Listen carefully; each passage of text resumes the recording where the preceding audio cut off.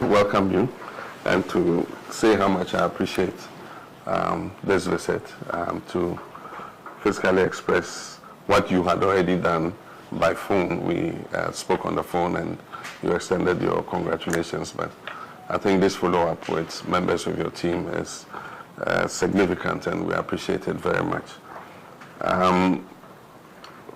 Like I said, the easy part is over, which is the campaign and the election. The difficult part now begins. And as our traditionally say, many heads are better than one.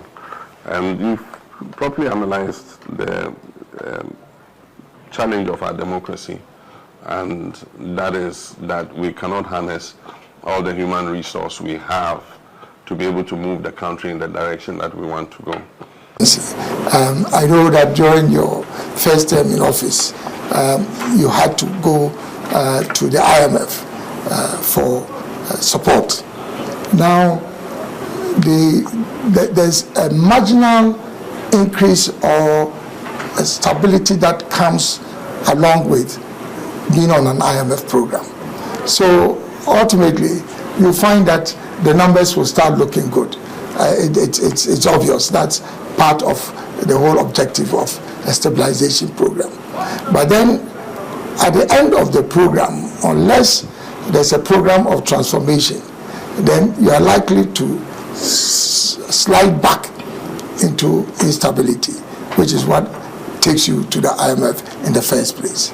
And so, with a great transformational plan, I very respectfully like to recommend a number of priorities for your consideration, which is stabilizing the macroeconomy.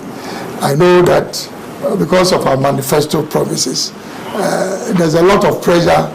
Everything is important, but I feel that it's the macroeconomy and the economy as a whole that basically must occupy your highest consideration.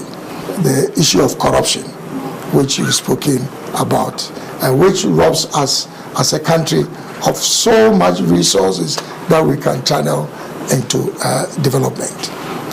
The next is constitutional reform.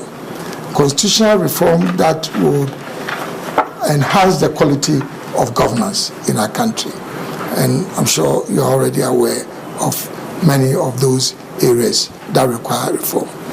And last but not the least is the issue of Galamsey, which obviously is an existential threat. It's not just a question of those living in Galamsey communities. This is something that is going to affect all of us as Ghanaians.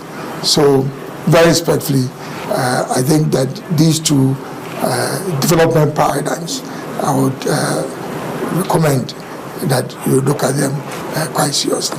And within the context of a government of national unity, we are prepared to provide all the support that is required for you to be able to implement both the agenda for transformation and also the government of national unity. Your Excellency, in conclusion, I think the greatest legacy you can leave for our country is to help build a peaceful, united, prosperous country which provides equal opportunity to all Ghanaians, irrespective of their political affiliation, ethnic or religious affiliation. We wish you very well together with your team.